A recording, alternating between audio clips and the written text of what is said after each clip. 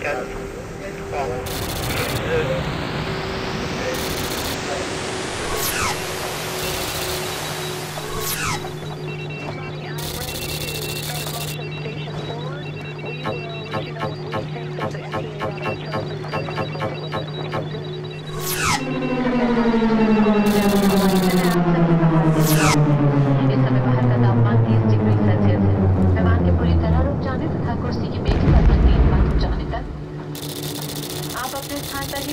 और कुर्सी की पेटी बांधे रखें। अब आप अपने मोबाइल फोन्स का प्रयोग कर सकते हैं। L'État de Goa s'étend sur 3702 km². La mer d'Arabie baigne la côte de l'État sur 101 km. Des touristes du monde entier viennent se prélasser sur les plages ensoleillées. Les Indiens séjournent également à Goa pour échapper aux chaleurs de l'été.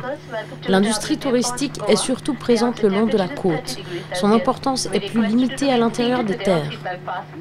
La capitale régionale est Panaji, également appelée Panjim. Après 450 ans de présence portugaise, Goa a été repris par les troupes indiennes sous Jawaharlal Nehru le 19 décembre 1961. L'État de Goa, longtemps destination en vogue chez les hippies, attire toujours des routards alternatifs, nettement plus branchés rave et techno aujourd'hui.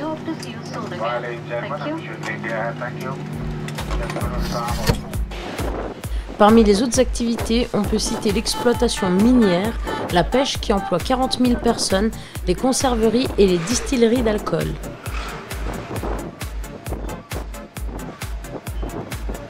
Le riz est la principale plante cultivée à Goa. Viennent ensuite la noix de cajou et la noix de coco. L'agriculture, bien que sa part ait beaucoup diminué au cours des 40 dernières années, donne encore du travail à une bonne partie de la population.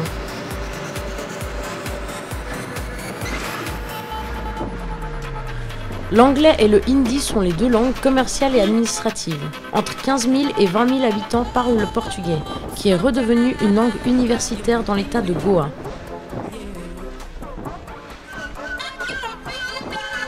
Goa est essentiellement réputé pour ses 120 km de plage, un petit paradis de sable blanc, bordé de cocotiers, de rizières verdoyantes et de jardins en fleurs. Des églises et des maisons aux murs recouverts d'azulejos témoignent de la présence portugaise, même si l'hindouisme est aujourd'hui largement en majoritaire à Goa. Nous sommes dans un hôtel gouvernemental en face de la plage bien connue de Candelim. Nous sommes en septembre, c'est-à-dire hors saison touristique. Tant mieux, c'est ce que nous recherchions. Mais la plage est sale, on y trouve de tout, même des aiguilles de seringue.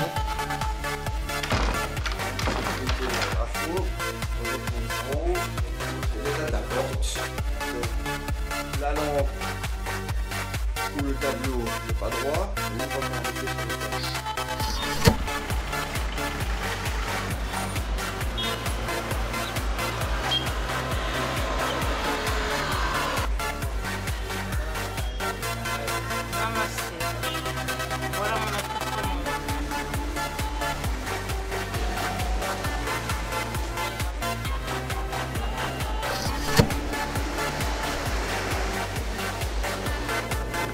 Nous sommes éloignés du centre de Goa. En plus, la plage est repoussante. C'est décidé. Demain, nous irons dans un guest house en plein centre-ville.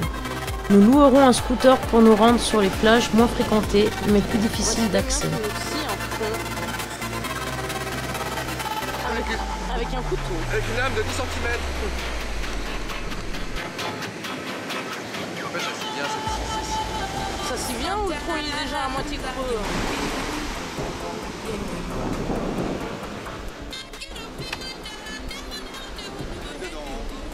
Oh là, pas de truc qui pique ici. Il commence à se faire tard, hein. Ouais. Une boubou. Ouais. Et il y a de ces termes ici, tchouk tchouk, boubou. Je crois qu'il est inventé. Une autre chou. C'est ton ange par terre.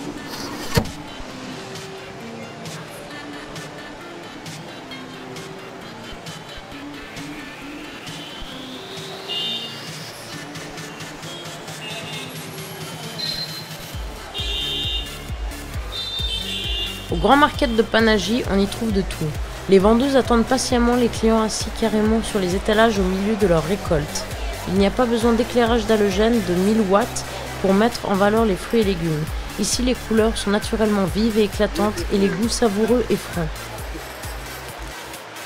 En tout cas, ça brille. One color, How much? 200. 200. 200.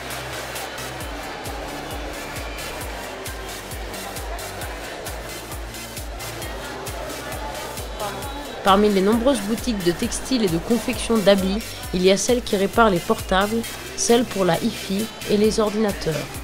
Ici, se faire coudre des habits sur mesure ne coûte vraiment pas cher et l'Inde fabrique de jolis tissus.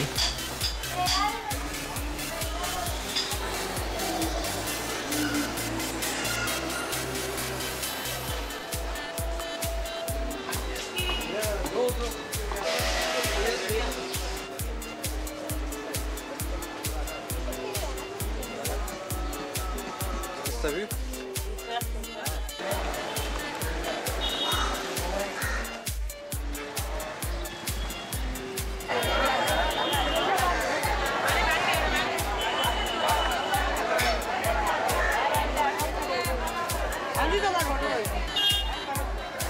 Et c'est ce qui touche hier.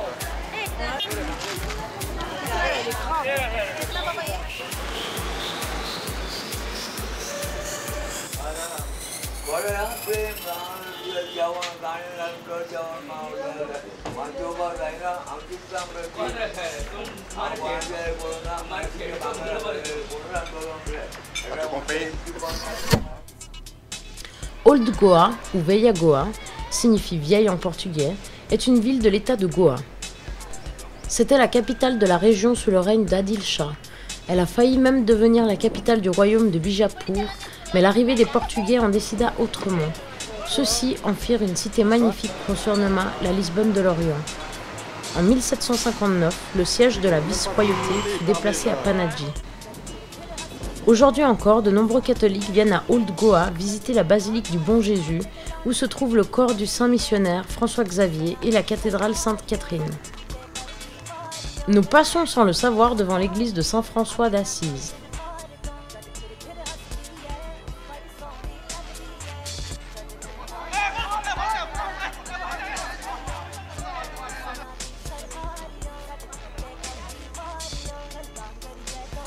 Hello.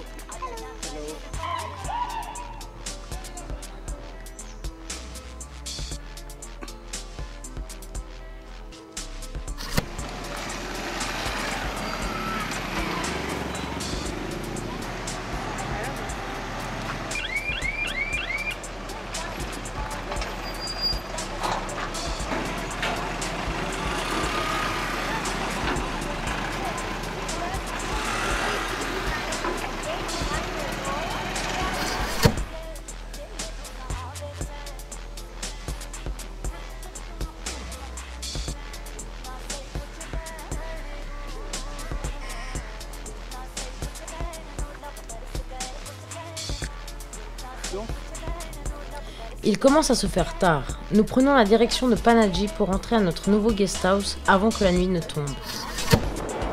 Nous ne connaissons pas bien la route, et rien que de jour, la conduite en Inde est un peu sportive. Mais la nuit, cela devient particulièrement dangereux. Il y a des trous dans les routes ou bien des ralentisseurs qui sont signalés au dernier moment. Des animaux que l'on voit au dernier moment peuvent traverser ou bien dormir sur la route. Il arrive même que des véhicules roulent sans éclairage.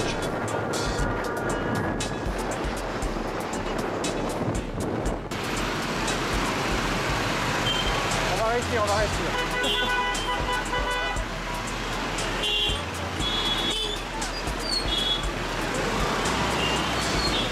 Le mec il a mis le doigt et t'as failli lui jeter le doigt.